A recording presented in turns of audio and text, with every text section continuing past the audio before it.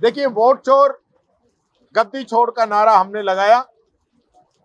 हमने बात रखी जनता की इस अदालत के अंदर, जहां में जनता ने चुन के भेजा है कि वह हम उनके हक की बात कह सकें कि हर एक व्यक्ति को इस देश के संविधान ने एक वोट का अधिकार दिया है।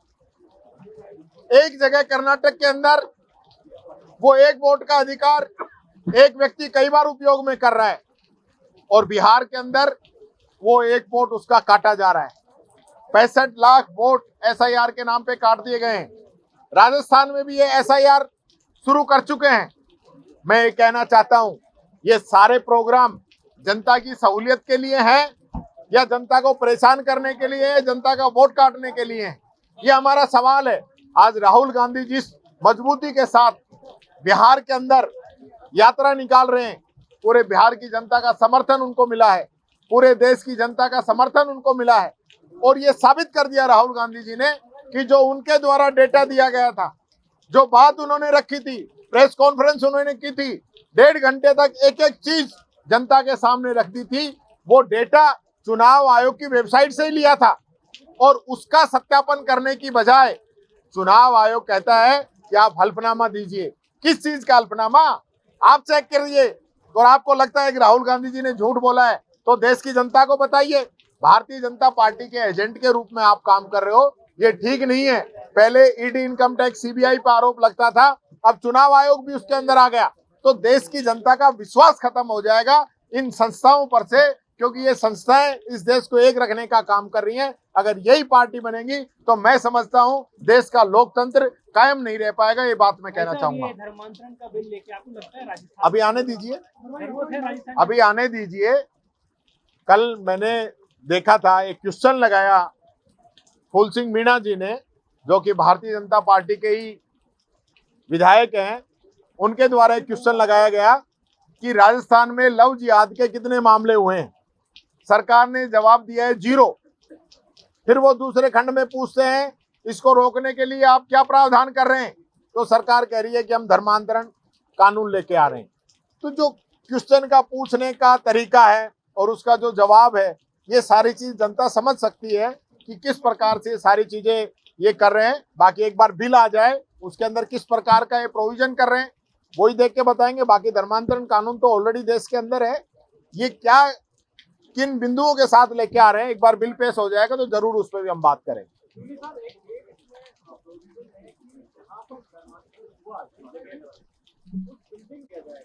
भाई देखिए, जब तक ये सारी चीजें सामने नहीं आए तब तक तो हम इस पर कुछ कह नहीं पाएंगे।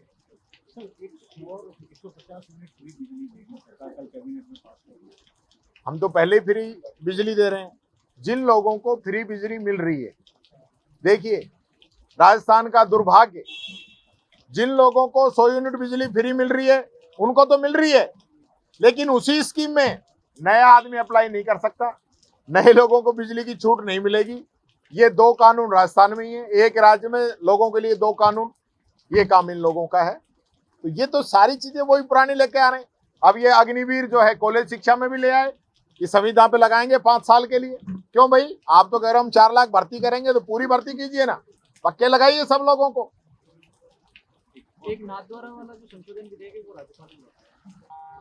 हाँ भाई साहब, आज प्रदर्शन किया कांग्रेस ने, पहले ही दिन तेवर दिखा दिया लाउडली।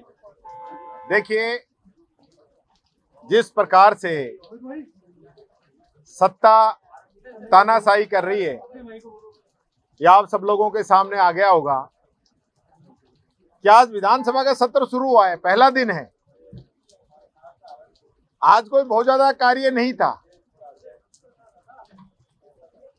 जो विधानसभा जब नहीं थी उस दौरान जिन बड़े राजनीतिकों की या कोई बड़े हादसे हुए हैं, उनकी जिनकी डेथ हुई है, उनको सबको शोका व्यक्ति दी गई है। उनके लिए 2 मिनट का मौन रखा गया है। लेकिन बड़े दुख की बात है कि सरकार की आंखों का पानी जो है वो मर गया है, सूख गया है, खत्म हो गया है। आप कश्मीर में लोग मरे हैं, हिमाचल में लोग मरे हैं, उत्तराखंड में लोग मरे हैं, उनको हम श्रद्धांजलि दे रहे हैं, गुजरात में मरे हैं उनको श्रद्धांजलि दे रहे हैं, लेकिन जो हमारे राजस्थान में मरे हैं, जो छोटे छोटे मासूम बच्चे जो घर से पढ़ने की कह के गए थे, वो मरे नहीं, आपके सिस्टम ने उनको मारा है। उन बच्चों के लिए आपके पास 2 मिनट का मौन करने का समय नहीं है, उनको श्रद्धांजलि देने का आपके पास समय नहीं है। पूरे राजस्थान के अंदर सैकड़ों लोग, खुद आपके मंत्री कह चुके हैं, बाढ़ के अंदर, नदी के अंदर, जोहड़ के अंदर, झरने के अंदर जिनकी डूबने से मौत हुई है, उनके लिए आप लोगों के पास समय नहीं है। और हम आवाज उठाए तो हमारा माइक बंद। हम ये आग्रह भी उनके सामने नहीं कर सकते। व्यवस्था का प्रश्न करने का तो हमारा अधिकार है, आपकी अनुमति हो तो दो, नहीं हो तो मत दो, पर आप क्वेश्चन ही नहीं पूछने दो, माइक हमारा बंद कर दो। 100 क्या व्यक्ति के लिए आप पूछ लीजिए। अगर मुख्यमंत्री जी वहां पे गए हुए हो तो मुख्यमंत्री जी के पास टाइम नहीं है उन बच्चों पे जाने के लिए। और हमारे तो स्पीकर साहब भी कल झालावाड़ गए थे, किसी अन्य कार्यक्रम में तो होके आ गए, लेकिन उन बच्चों के लिए इनके मन में भी कोई भाव नहीं जागे। ये बात मैं कहना चाहूंगा। ये ऐसी सरकार है जो संवेदनहीन हो चुकी है। जनता मरे, चाहे वो बाढ़ से मरे, बरसात से मरे, प्यासी मरे, इस सरकार के कोई फर्क नहीं पड़ रहा। चारों तरफ जो है अतिवृष्टि हो रही है, तबाही का मंजर है, सरकार के पास उनके लिए कोई संवेदना बची नहीं है।